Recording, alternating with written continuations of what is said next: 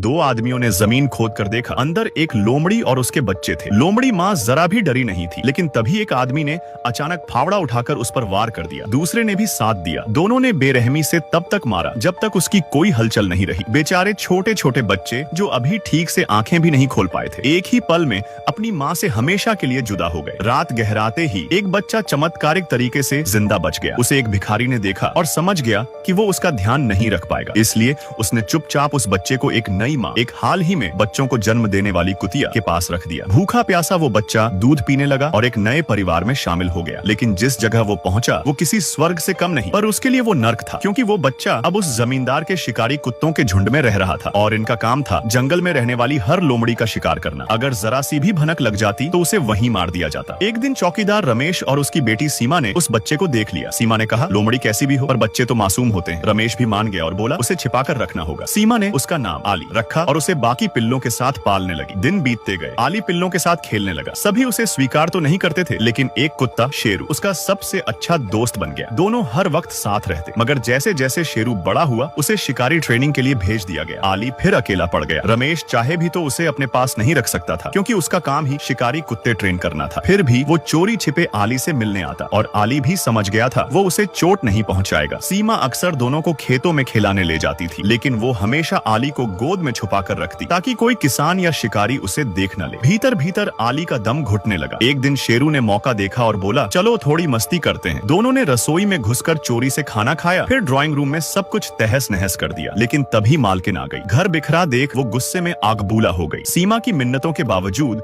उसने शेरू को वापस डॉग शेल्टर में भिजवा दिया और आली को फिर उस झोपड़ी में बंद कर दिया। उस रात शेरू और आली दोनों चुपचाप एक दूसरे को देख रहे थे। वो कुछ कह नहीं सकता था, क्योंकि एक हल्की सी आवाज भी उसकी जान ले सकती थी। कुछ दिन बाद रात में रमेश ने आवाज सुनी। बाहर निकला तो देखा आली खुद डॉग शेल्टर के बाहर गड्ढा खोद रहा था। वो शेरू से मिलने आया था। रमेश ने भारी मन से पत्थर उठाया और उसे भगा दिया। आली सदमे में चला गया। उसने रमेश को कभी इतना सख्त नहीं देखा था, लेकिन रमेश के पास कोई और रास्ता नहीं था। अगर आली वहीं रहता तो बाकी शिकारी कुत्ते उसे जिंदा नहीं छोड़ते। आने वाले दिनों में शिकारी कुत्तों की ट्रेनिंग शुरू हुई और शेरू भी उनका हिस्सा बन गया। सालाना लोमड़ी शिकार की तैयारी चल रही थी। जमींदार ने आदेश दिया, इस बार एक भी लोमड़ी नहीं बचनी चाहिए। रमेश मन ही मन सिर्फ यही दुआ कर रहा था, आली उस इलाके में न आए।